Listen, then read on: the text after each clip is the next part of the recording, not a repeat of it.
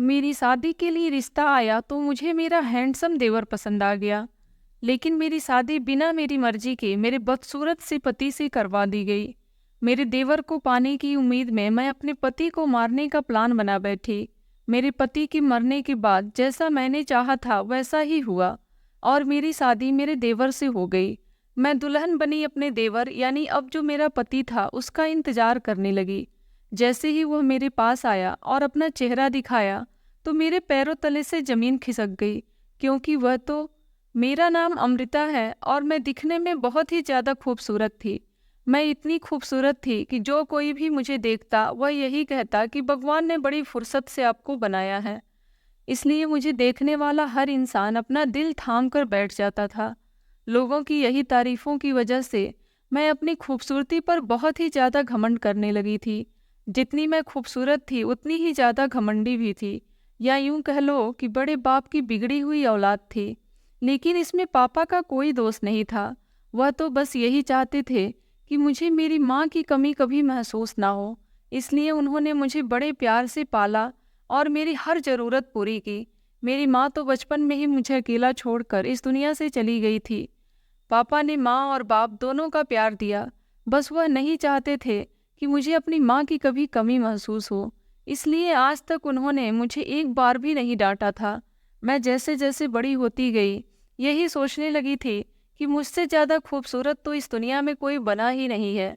बड़ी बड़ी आंखें, काले घने बाल और गोरा रंग। जितना मेरा रंग गोरा था उतने गोरे और खूबसूरत इंसान ही मुझे अच्छे लगते थे।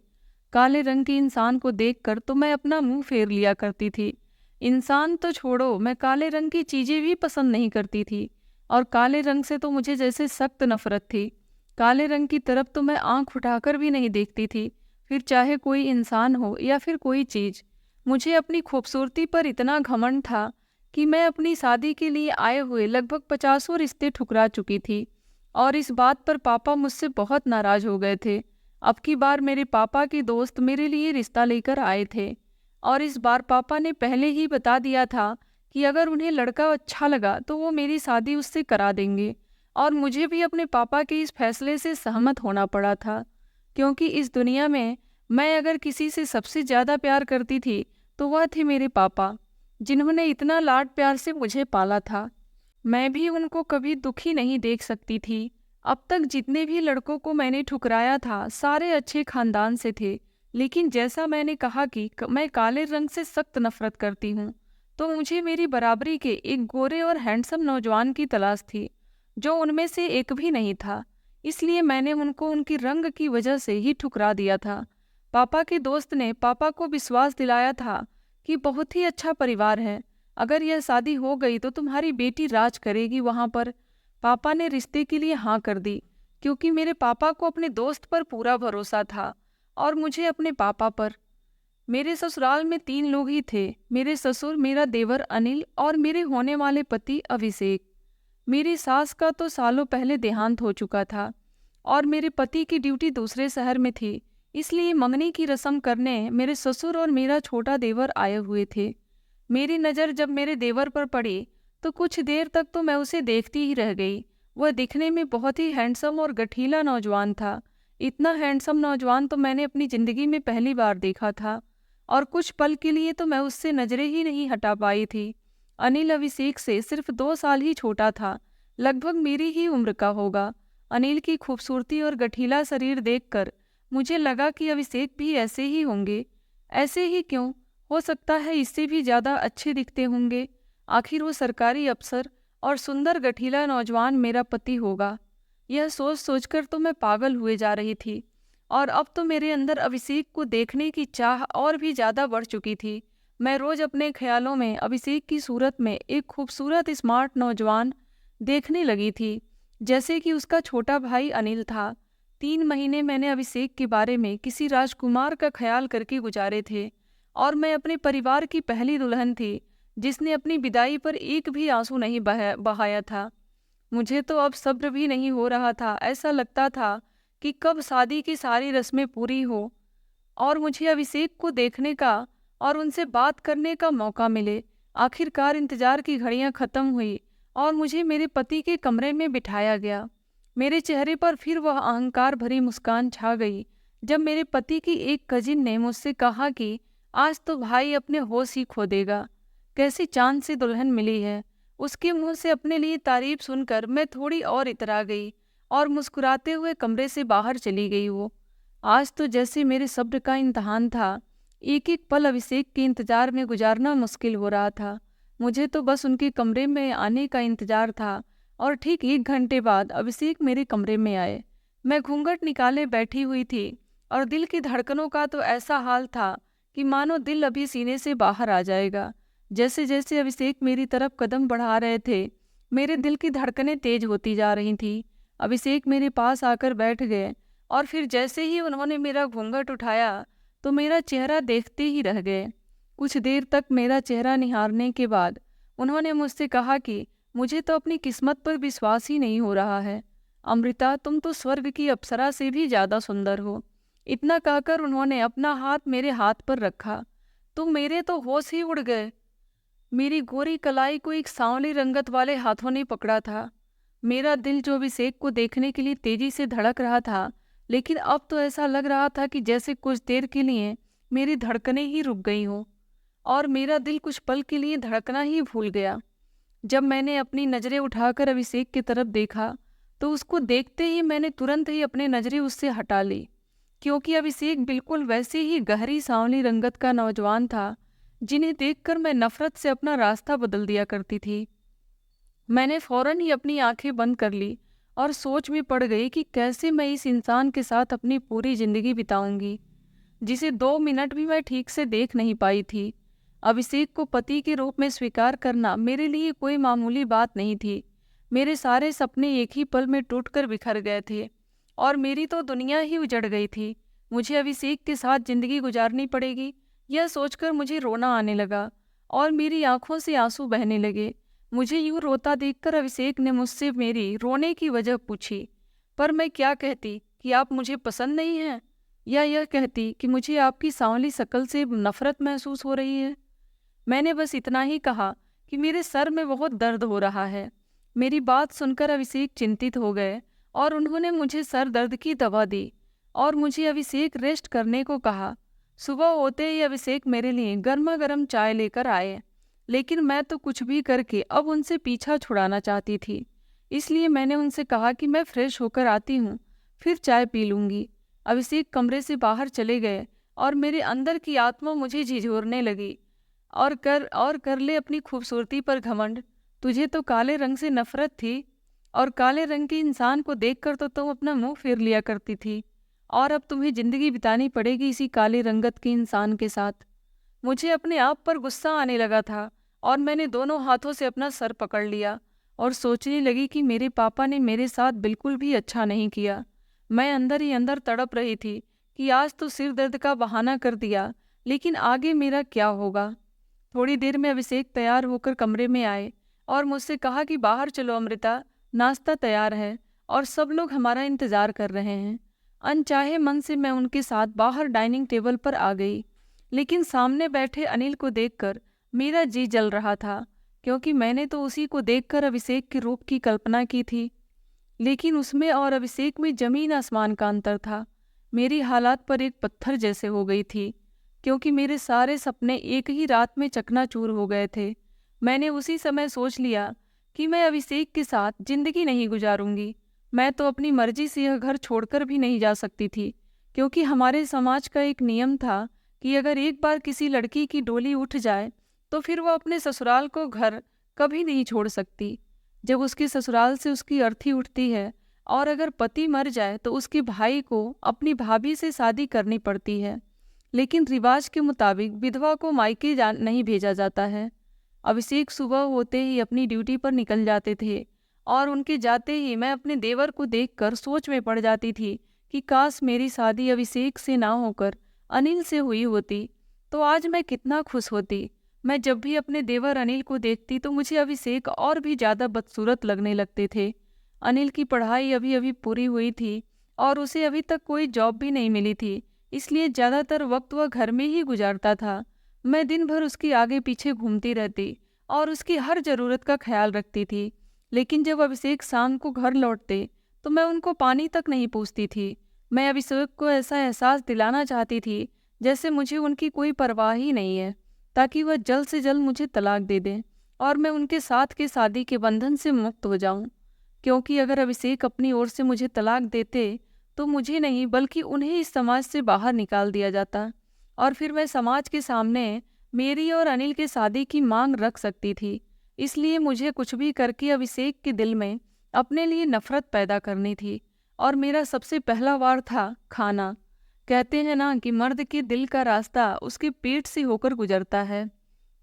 इसलिए मैं जानबूझकर बेस्वाद खाना बनाती थी। कभी खाने में नमक नहीं होता था तो कभी चाय में चीनी नहीं होती थी।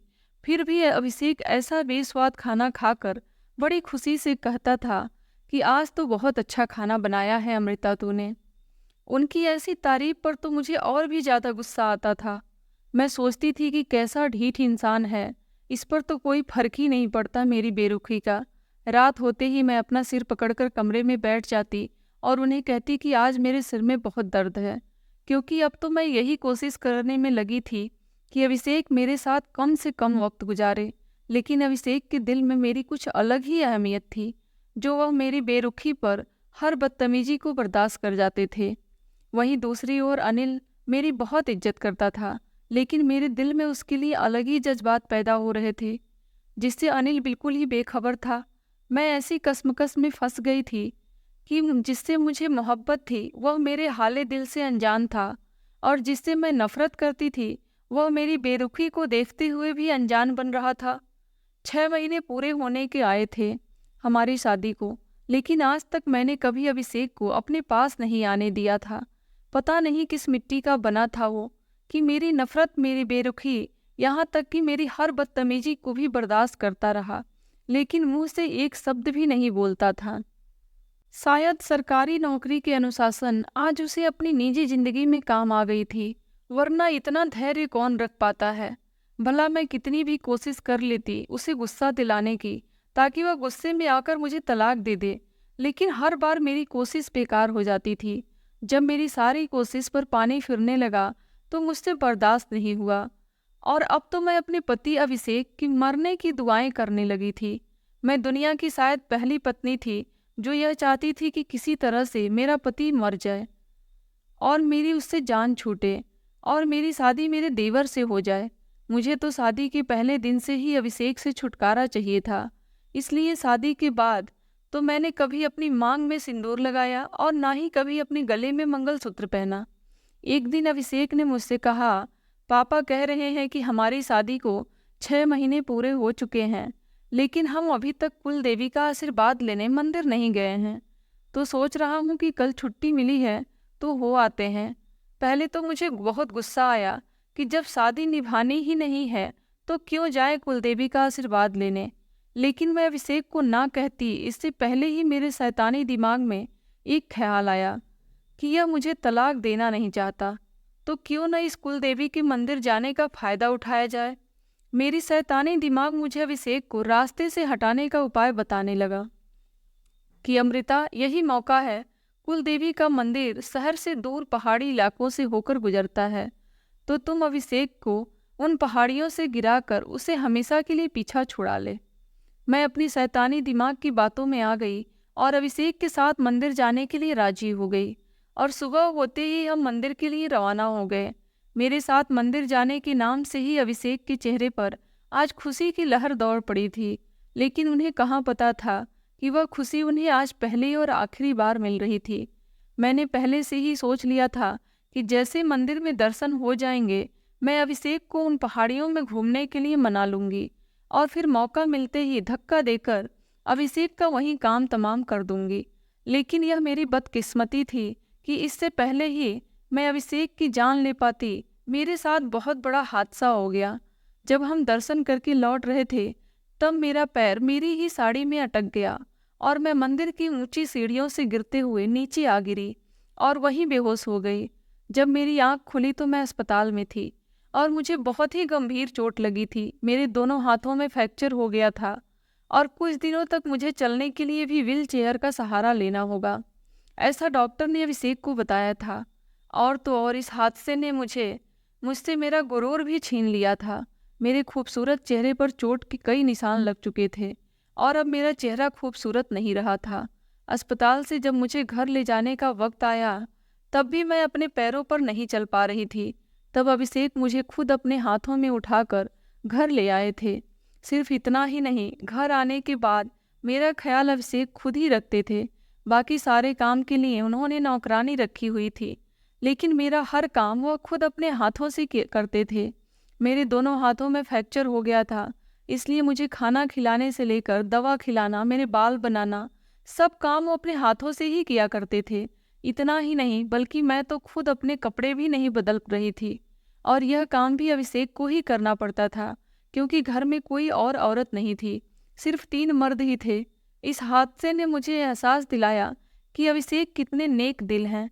पति होने के बावजूद भी अभिषेक मुझे छूना तो दूर की बात है, बिना मेरी मर्जी के मुझे देखते भी नहीं थे, क्योंकि जब वो मेरे कपड़े बदलते थे तब वो अपनी आंखों पर पट्टी बांध लेते थे।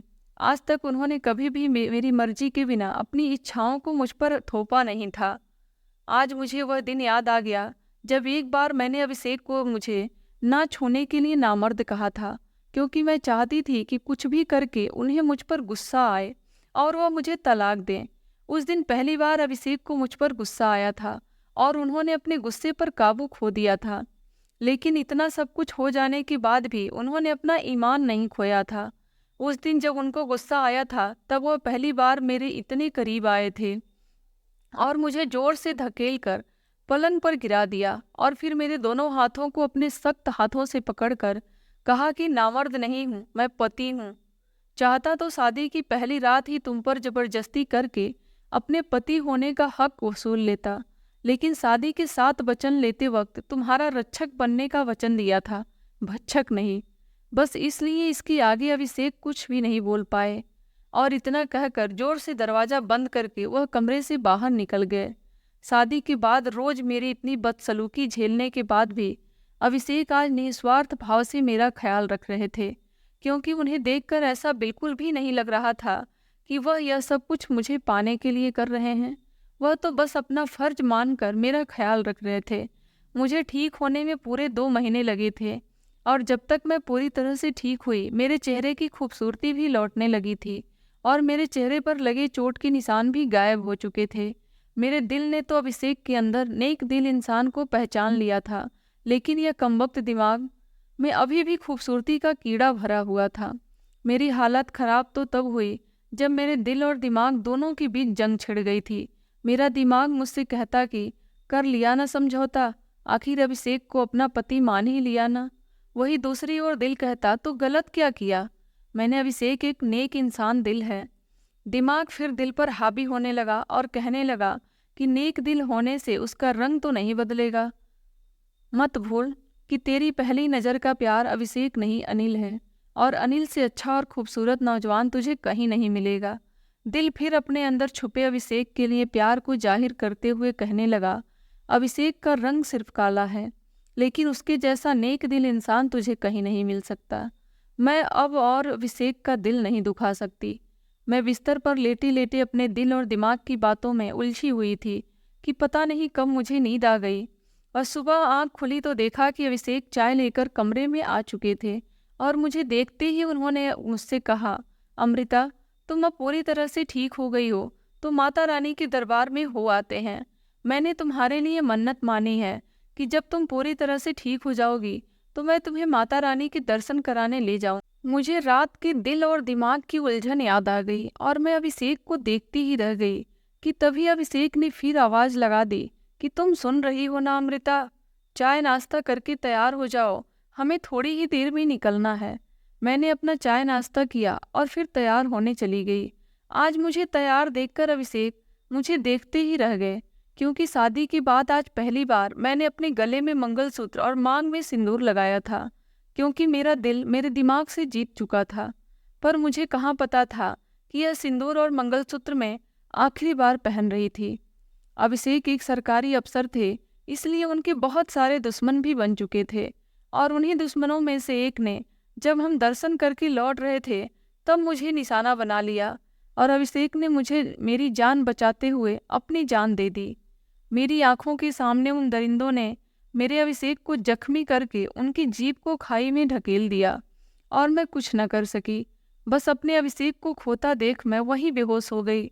जब आँख खुली तो मैं अपने घर में थी और पूरे 2 दिन के बाद मुझे होश आया था। अभिषेक की लाश ना मिलने की वजह से उन्हें मृत घोषित कर दिया गया था और अब मैं विधवा की सफ़ेद साड़ी पहने आंसू बहा रही थी। अभिषेक को गुजरे अब 6 महीने हो चुके थे और समाज मेरे देवर अनिल को उस नियम को निभाने के लिए समझा रहा था जिसमें मेरी और अनिल की शादी कर दी जाती। लेकिन अनिल इस बात के लिए बिल्कुल भी राजी नहीं था क्योंकि वह पहले से ही पल्लवी को अपना दिल दे चुका था। मैंने भी समाज से आग्रह किया कि अनिल पर कोई दबाव न डाला जाए, तो समाज ने मुझे बिरादरी से बाहर निकालने की धमकी देते हुए कहा, चाहे कुछ भी हो जाए, समाज के नियमों में बदलाव नहीं आना चाहिए और जो कोई समाज के नियमों को तोड़ेगा या तोड़ने की कोशिश करेगा, उसे बिरादरी से बाहर निकाल दिया जाएगा। हमने फिर भी 6 महीने तक अभिषेक के आने का इंतजार किया, लेकिन अब जब कोई उम्मीद नहीं बची, तो यह ठोस कदम लेना ही पड़ेगा। मेरे ससुर ने अनिल से कहा कि नियम अनुसार हम अपने परिवार की विधवा को मायके नहीं भेज सकते हैं और अमृता को विधवा के रूप में यहाँ भी ज़्यादा दिन तक नहीं रख सकते। इस बात पर अनिल कहने लगा कि जब मैं दिल से इस रिश्ते के लिए राजी ही नहीं हूँ, तो फिर मैं भाभी से ऐसा रिश्ता क्यों जोड़ूं जिसे मैं निभाना ही नहीं चाहता। इस बात पर समाज ने कहा कि अगर तुम समाज के बने नियमों को ठुकराते हो तो तुम्हारे साथ साथ तुम्हारे पूरे परिवार को भी बिरादरी से बाहर निकाल दिया जाएगा। अनिल इस बात पर बहस करता रहा, लेकिन किसी ने उसकी एक ना सुनी और फिर अनिल और मेरी शादी करा दी गई। शादी के बाद अनिल बदला बदला सा रहने लगा था। अब वह पहले जैसा नहीं रहा था। शादी से पहले मेरी इज्जत करने वाला अनिल अब मुझसे उखड़ा उखड़ा सा रहने लगा था। शायद उसकी वजह मैं ही थी। मेरी वजह से उसके और पल्लवी के रिश्ते में दूरियां आ गई थीं। मैं उसकी हर ज़रूरत का ख्याल रखती और लाख कोशिश करती उसे खुश रखने की, लेकिन मैं हर बार नाकाम हो जाती। अब तो वह मुझ पर गुस्सा भी हो जाता था और कई बार तो मेरा अपमान भी कर दिया करता था। मैं कितना ही अच्छा खाना बनाकर ले जाऊं उसके पास, लेकिन वह कभी मेरी तारीफ नहीं करता था। तारीफ करना तो दूर की बात, अब तो उसने मेरे हाथ से बना हुआ खाना भी खाना छोड़ दिया था, यह कहकर कि मुझे तो खाना बनाना ही नहीं आता है। और इससे बेस्वाद खाना आज तक उसने अपनी ज़िंदगी में कहीं नहीं खाया है। जब अनिल मेरे साथ ऐसा व्यवहार करता तब मुझे अभिषेक की बहुत याद आती थी। अभिषेक तो मेरे हाथ से बना बेस्वाद खाना भी उंगली चाट कर खाते थे और ऊपर से मेरी तारीफ भी करते थे कि वाह क्या खाना बनाया है आज, मज़ा आ गया। जहाँ मुझे अभिषेक की ज़रूरतों का ख्याल रखना था, वहाँ अभिषेक मेरी हर ज़रूरत का ख्याल रखते थे। अब मुझे समझ आ रहा था कि अनिल तो सिर्फ दिखावे में खूबसूरत है, लेकिन अभिषेक का तो दिल ही खूबसूरत था। कितनी बेरुखी और नफरत सही थी मेरी उन्होंने, लेकिन एक बार भी मेरा अपमान नहीं किया था। कितना कुछ सह गए थे और मुझसे तो अनिल की बेरुखी 1 महीना भी बर्दाश्त नहीं हो रही थी। मैं और अनिल के शादी के बाद वैसे ही रहते थे जैसे शादी के पहले। अनिल अपने कमरे में सोता था और मैं अपने उसी कमरे में सोती थी जो अभिषेक का और मेरा कमरा था। मैं जान चुकी थी कि मैं चाहे कितनी भी खूबसूरत क्यों न रहूं, लेकिन अनिल मुझे देखना पसंद नहीं करता था, क्योंकि अनिल सिर्फ और सिर्फ पल्लवी को चाहता था, जो दिखने में मुझसे बिल्कुल भी सुंदर नहीं थी, लेकिन वो उसकी मोहब्बत थी। आज मेरी किस्मत ने मुझे मेरी खूबसूरती का घमंड का करारा जवाब दे दिया था। आज मुझे मेरी ज़िंदगी का सबसे बड़ा सबक मिला था कि प्यार करने के लिए जिस्म नहीं बल्कि आत्मा सुंदर होनी चाहिए, जो मेरे अभिषेक की थी। आज मुझे अभिषेक की बहुत याद आ रही थी, इसलिए मैं अभिषेक की तस्वीर के आगे खड़ी होकर उनसे बातें करने लगी। अभिषेक, कल तक तो आपको मैं ठुकरा रही थी, लेकिन आज जब मेरे दिल में आपके लिए जज्बात पैदा होने लगे, तब आपने हमेशा के लिए मुझे ठुकरा दिया। ऐसा क्यों किया आपने? अभिषेक क्यों मुझे अकेला छोड़कर चले गए? सुबह उठी तो आज अनिल का मूड कुछ ठीक लग रहा था। आज उसने मेरे हाथ से बना चाय नाश्ता भी ठीक से किया था। उसे चाय नाश्ता देकर मैं अपने कमरे में चली गई और अनिल भी चाय नाश्ता करने के बाद मेरे कमरे तक आया और मुझसे कहने लगा कि मुझे कुछ ज़रूरी बात करनी है। मैंने उसे अंदर आने को कहा और पूछा क्या बात है, तब वह बोला जो हो गया उसे अब बदला नहीं जा सकता है। पूरे समाज के सामने हमारी शादी हुई है, तो अब इसे निभाने के अलावा हमारे पास कोई रास्ता भी नहीं है। इसलिए अब मैं तुम्हें अपनी पत्नी होने के सारे हक देना चाहता हूँ। मैं अनिल की बातें सुनकर सन्न रह गई कि तभी अनिल ने अपनी बात आगे बढ़ाई। हम आज से ही अपने जीवन की नई शुरुआत करते हैं, यह मानकर कि हमारी शादी आज ही हुई है। आज तुम दुल्हन की तरह सजना और मैं दूल्हे की तरह। इतना कहकर उसने मेरे हाथों में मेरी शादी का जोड़ा रख दिया।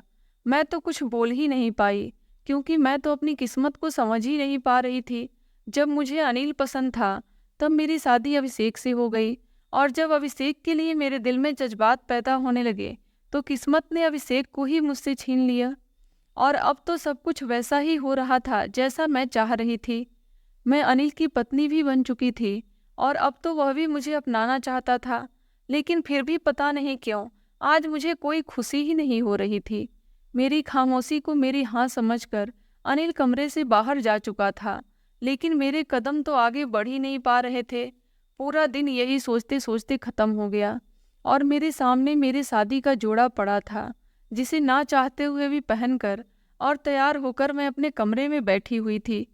कमरे में बैठी मैं अपने किस्मत को कोस रही थी कि तभी कमरे का दरवाज़ा खुला और अनिल दूल्हे के लिबास में सेहरा पहने मेरे कमरे में आया। वह मेरे पास आकर बैठ गया और जैसे ही उसने अपना चेहरा दिखाया मैं फूट फूट कर रोने लगी, क्योंकि वह अनिल नहीं मेरा अभिषेक था।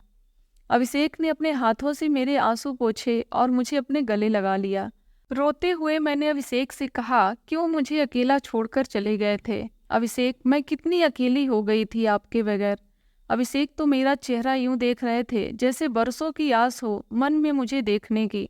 मैंने उनसे पूछा, लेकिन अभिषेक आपकी जीभ तो मैंने खुद अपनी आंखों से खाई में गिरते हुए देखा था। तो फिर आप? मेरी बात पूरी होते सी उसके पहले ही अभिषेक ने कहा कि खाई में जीभ गिरी थी, उससे पहले ही मैं उससे बाहर कूद गया था और नदी में बहते हुए किसी और शहर पहुंच गया। लेकिन सिर पर गहरी चोट लगने की वजह से मैं कोमा में चला गया था और मुझे होश आया तो पता चला कि पिछले 8 महीने से मैं कोमा में ही था। ठीक होते ही मैं सबसे पहले तुम्हारे पास आना चाहता था, लेकिन मैं तुम्हें सरप्राइज देना चाहता था, इसलिए चुपके से रात के अंधेरे में आया। तब मुझे ही सरप्राइज मिल गया कि तुम्हारी और अनिल की शादी हो गई है।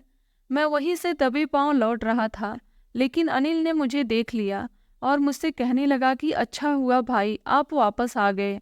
आपके जाने के बाद यहाँ तो सारे रिश्ते ही उलझ गए हैं। और फिर उसने मुझे सारी सच्चाई बताई। तब मुझे पता चला कि तुम्हारे दिल में मेरे लिए जो प्यार है मैं तुम्हारे पास रहकर भी पैदा नहीं कर पाया।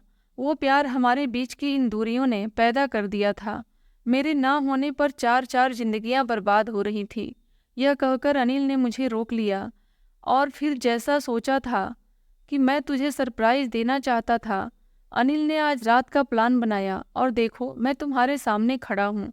अनिल बाहर खड़े खड़े हमारी बातें सुनकर खुश हो रहा था और उसने अंदर आने की इजाज़त मांगी। अंदर आते ही वह मुझसे अपने बर्ताव के लिए माफ़ी मांगने लगा और कहने लगा कि मुझे माफ़ कर देना भाभी, मैं अपने दिल के हाथों मजबूर हो गया था।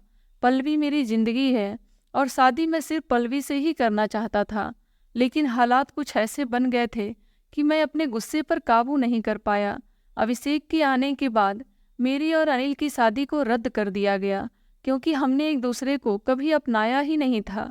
अब ना तो मुझे मेरे रूप पर कोई घमंड था और ना ही काले रंग से नफरत। आज मुझे अभिषेक का काला रंग नहीं बल्कि उसका साफ दिल दिखाई दे रहा था। मेरे लिए तो बस इतना ही काफ़ी था कि मेरे अभिषेक मुझे मिल गए थे। अब मैं और अभिषेक हंसी खुशी प्यार मोहब्बत से अपना जीवन साथ साथ बिताने लगे। दोस्तों, आपको हमारी कहानी कैसी लगी हमें कमेंट करके ज़रूर बताएं।